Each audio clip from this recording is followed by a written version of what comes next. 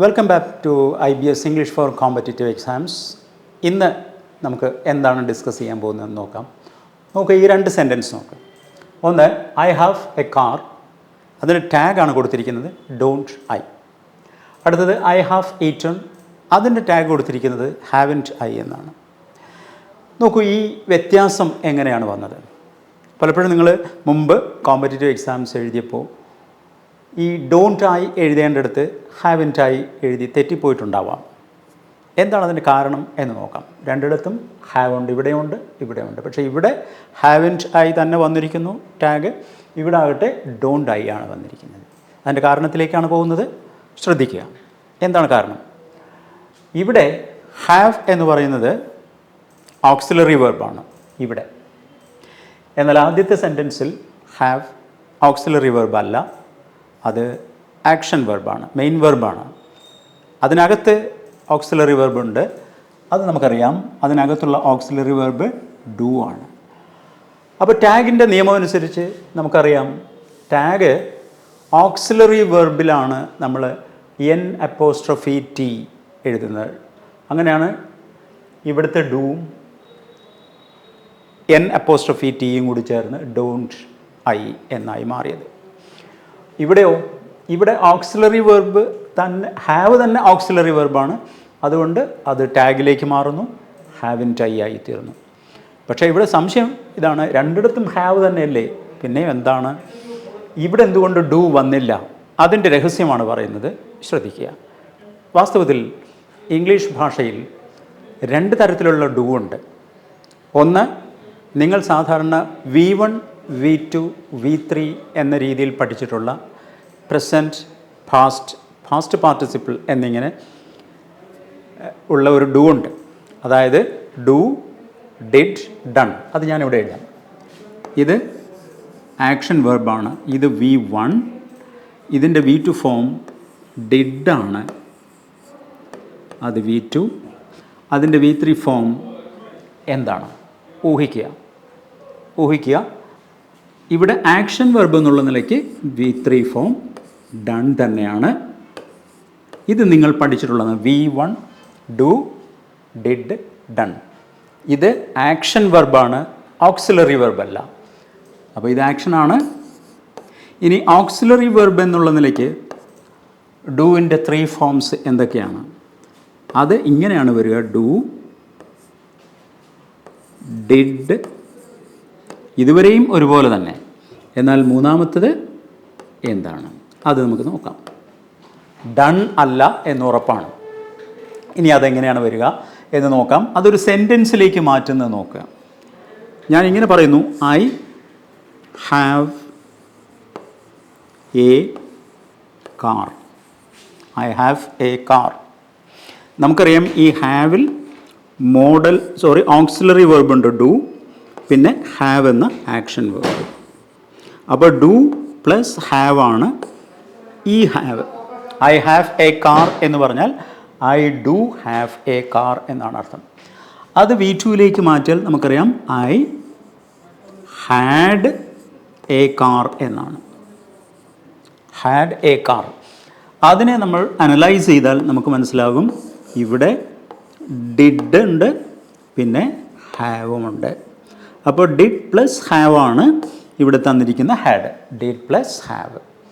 അങ്ങനെയാണെങ്കിൽ ഇത് ഇവിടെ വരുമ്പോൾ ഐ ഹാഡ് എ കാർ എന്നാണ് വരിക. I had A car. അപ്പോൾ ഇതെങ്ങനെ വന്നു നോക്കാം. ഈ ഡു ആണ്, ഈ ഓക്സിലറി വെർബായ ഡു ആണ് ഇവിടെ വന്ന് ഡിഡായി തീരുന്നത്. ഓക്സിലറി വെർബാണ്.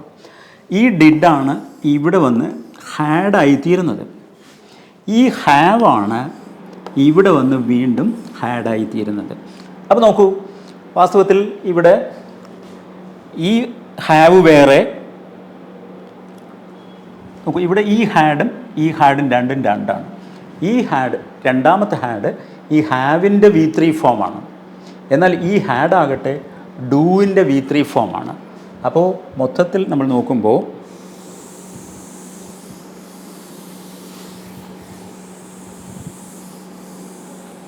രണ്ട് തരത്തിലുള്ള ഡു. ഒന്ന് ഓക്സിലറി വെർബ് എന്നുള്ള നിലയ്ക്ക് ഇങ്ങനെ പറയാം. ഓക്സിലറി വെർബ് ഡു,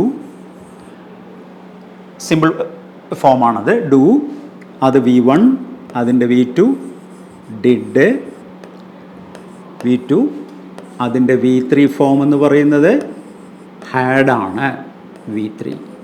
നോക്കൂ, നിങ്ങൾ പഠിച്ച V1, V2, V3 form do, did, done എന്ന് പറയുന്നത് വാസ്തവത്തിൽ ആക്ഷൻ വെർബാണ്, ഓക്സിലറി വെർബ് അല്ല. ആക്ഷൻ വെർബ് എന്ന് പറഞ്ഞാൽ പ്രവൃത്തിയെ സൂചിപ്പിക്കുന്നത് മാത്രമാണ്. ഓക്സിലറി വെർബ് വാസ്തവത്തിൽ ആക്ഷൻ വെർബിന് ടെൻസ് ഓഫർ ചെയ്യുന്ന, ടെൻസ് റെൻഡർ ചെയ്യുന്ന വെർബാണ് ഓക്സിലറി വെർബായ ഡു. ഡു എപ്പോഴും വെർബിന് പ്രസൻറ്റ് ടെൻസ് കൊടുക്കുന്നു, ഡിഡ് പാസ്റ്റ് ടെൻസ് കൊടുക്കുന്നു, ഹാഡ് ആകട്ടെ പാസ്റ്റ് പെർഫെക്റ്റ് ടെൻസ് കൊടുക്കുന്നു. അതുകൊണ്ടാണ് ഇതിനെ ഒരു സെൻറ്റൻസ് ആക്കിയാൽ ഇങ്ങനെ പറയാം: I do, I did, I had done, I had done, I had done. നോക്കൂ, ഈ ഡൂവിന് അകത്ത് വാസ്തവത്തിൽ രണ്ട് ഡു ഉണ്ട്. Do, do. ഈ ഡു ഓക്സിലറി വെർബും ഇത് ആക്ഷൻ വെർബുമാണ്. അതുകൊണ്ടാണ് ഐ ഡൂവിനെ നെഗറ്റീവിലേക്ക് മാറ്റുമ്പോൾ നമ്മൾ ഐ ഡോണ്ട് ഡു എന്ന് പറയുന്നത്. ഈ ഡോണ്ട് എന്ന് പറയുന്നത് ഓക്സിലറിയാണ്, ഡു ആക്ഷൻ വെർബാണ്. ഇതിനെ നെഗറ്റീവാക്കി മാറ്റുമ്പോൾ നമ്മൾ ചെയ്യുന്നത് ഐ ഡിഡ് നോട്ട് ഡു എന്നാണ്. ഡിഡ് ഡു ആണ് വാസ്തവത്തിൽ ഈ ഡിഡ് എന്ന് പറയുന്നത്. അപ്പോൾ ഇത് ഓക്സിലറി, ഇത് ആക്ഷൻ വെർബ്, ഇത് ഓക്സിലറി, ഇത് ആക്ഷൻ വെർബ്. ഓക്കെ, ഐ ഡിഡിനെ നമ്മൾ നെഗറ്റീവ് ആക്കുമ്പോൾ ഐ ഡിഡിൻ ഡു എന്ന് പറയുന്നത് അതുകൊണ്ടാണ്. ഇത് തന്നെയാണ് ഇവിടെ വരുമ്പോൾ. നോക്കൂ, ഈ ഡിഡാണ് ഇവിടെ വന്ന് ഈ ഹാഡായി തീർന്നിരിക്കുന്നത്, ഈ ഡു ആണ് ഇവിടെ വന്ന് ഡണ്ണായി തീർന്നിരിക്കുന്നത്. അതായത് രണ്ട് തരത്തിലുള്ള ഡു ഉണ്ട് ഇംഗ്ലീഷിൽ. ഒന്ന് ഓക്സിലറി വെർബ്. ഓക്സിലറി വെർബ് എന്നുള്ള നിലയ്ക്ക് ഡുവിൻ്റെ 3 ഫോംസ് എന്ന് പറയുന്നത് ഡു, ഡിഡ്, ഹാഡ് ആണ്. ആക്ഷൻ വെർബാണ് ഡു, ഡിഡ്, ഡൺ ആയിരിക്കുന്നത്. മറ്റൊരു രസകരമായ കാര്യവും കൂടി ശ്രദ്ധിക്കുക. അതിവിടെ ബോർഡിൽ എഴുതിയിട്ടുണ്ട്. I have A car, don't I. കണ്ടല്ലോ, അവിടെയാണ് നമ്മൾ തുടങ്ങിയത്. ഈ ഹാവിനകത്ത് ഡു ഉണ്ടെന്ന് പറഞ്ഞതിൻ്റെ അർത്ഥം ഇപ്പോൾ മനസ്സിലായല്ലോ. ഹാവ് എന്ന് പറയുന്നത് പൊസഷൻ സൂചിപ്പിക്കുന്ന ആക്ഷൻ വെർബാണ്, സ്റ്റേറ്റീവ് വെർബാണ്. അതിനകത്ത് ടെൻസിനെ സൂചിപ്പിക്കാൻ ഡു ഉണ്ട്. അതുകൊണ്ടാണ് ഐ ഹാവ് എ കാർ എന്നുള്ളതിന് നെഗറ്റീവ് ആക്കുമ്പോൾ I don't have A car എന്നാണ് പറയുന്നത്. ഐ ഹാവിൻ്റെ കാർ എന്നല്ല. അത് പല രാജ്യങ്ങളിലും അങ്ങനെ ഉപയോഗിക്കുന്നുണ്ട്. അത് അവിടുത്തെ മാത്രം നമ്മൾ ബ്രിട്ടീഷ് ഇംഗ്ലീഷ് ഫോളോ ചെയ്യുന്നത് കൊണ്ട് ബ്രിട്ടീഷ് ഇംഗ്ലീഷ് ഇങ്ങനെയാണ് ഇതിനെ എടുക്കുക. ഐ ഹാവ് എ കാറിനെ നെഗറ്റീവ് ആക്കുമ്പോൾ ഐ ഡോണ്ട് ഹാവ് എന്നാണ് പറയുക. ആ ഡോണ്ട് ആണ് ഇവിടെ ടാഗായിട്ട് ഉപയോഗിച്ചിരിക്കുന്നത്, ഡോണ്ട് ഐ. ഇനി ഐ ഹാവ് ഈറ്റൺ. നോക്കൂ, ഐ ഹാവ് ഈറ്റണിൽ ആക്ഷൻ വെർബ് സെപ്പറേറ്റ് കൊടുത്തിട്ടുണ്ട്. അപ്പോൾ ഹാവ് എന്തായിരിക്കും? സ്വാഭാവികമായിട്ടും അത് ഓക്സിലറി വെർബായിരിക്കും. അതുകൊണ്ട് ആ ഓക്സിലറി വെർബ് തന്നെയാണ് ഇവിടെ ടാഗിന് വേണ്ടി എടുത്തിരിക്കുന്നത്, ഹാവൻറ്റ് ഐ. ഓക്കെ, ചിലയിടത്ത് രണ്ട് ഹാഡ് നിങ്ങൾ ഒന്നിച്ച് കണ്ടിട്ടുണ്ടാവും. ചിലപ്പോൾ വിചാരിച്ചിട്ടുണ്ടാവും റിപ്പീറ്റ് ചെയ്ത് പ്രിൻ്റ് ചെയ്ത് പോയതായിരിക്കും. വാസ്തവത്തിൽ റിപ്പീറ്റ് ചെയ്ത് പ്രിൻ്റ് പോയത് വേറെ കാര്യമാണ്. എന്നാലും നോക്കുക, ഞാൻ പറയുന്നു I have A good front. I have A good front. ഇത് ഞാൻ പറയുക, ഇത് V1 കാറ്റഗറിയിലുള്ളതാണ്. V1 have, V1. അതിനെ V2ലേക്ക് മാറ്റുമ്പോൾ സ്വാഭാവികമായും I had a good front.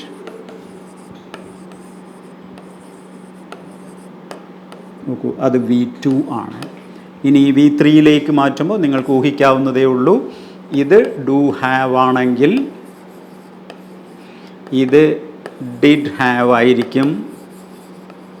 അങ്ങനെയാണെങ്കിൽ ഈ ഡിഡ് ഇവിടെ വരുമ്പോൾ നമ്മൾ നേരത്തെ പറഞ്ഞത് പ്രകാരം ഹാഡ് ആകുന്നു. ഈ ഹാഡ് ഇവിടെ വന്ന് വീണ്ടും ഹാഡ് ആകുന്നു. അപ്പോൾ ഇത് ഓക്സിലറി വെർബിൻ്റെ V3 ഫോമും ഇത് ആക്ഷൻ വെർബിൻ്റെ V3 ഫോമുമാണ്. Had a good friend. ഇതാണ് V3 ഫോം. അപ്പോൾ ചിലയിടത്തൊക്കെ രണ്ട് ഹാഡ് അടുത്തടുത്ത് ഉപയോഗിച്ചിരിക്കുന്നതിൻ്റെ രഹസ്യം ഇതാണ്. എന്താണ്? ഇംഗ്ലീഷിൽ ഡു രണ്ട് തരത്തിലുണ്ട്, ഓർമ്മിക്കുക. ഓക്സിലറി വെർബായ ഡൂവിന് അതിൻ്റെ V1, V2, V3 എന്ന് പറയുന്നത് ഡു, ഡിഡ്, ഹാഡാണ്. ആക്ഷൻ വെർബിനാകട്ടെ ഡു, ഡിഡ്, ഡൺ ആണ്.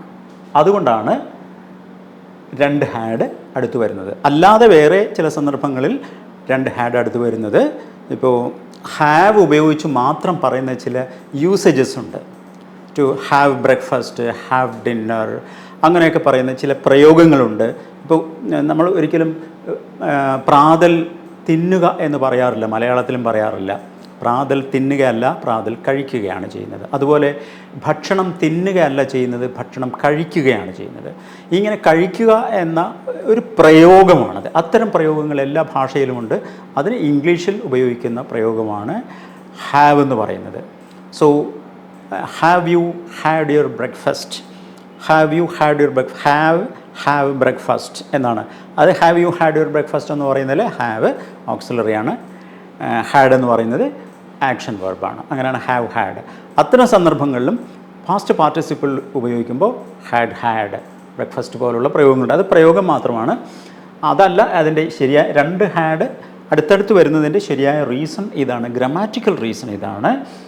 ഓക്സിലറി വെർബായ ഹാഡാണ് ആദ്യത്തേത്, രണ്ടാമത്തേത് ആക്ഷൻ വെർബാണ്.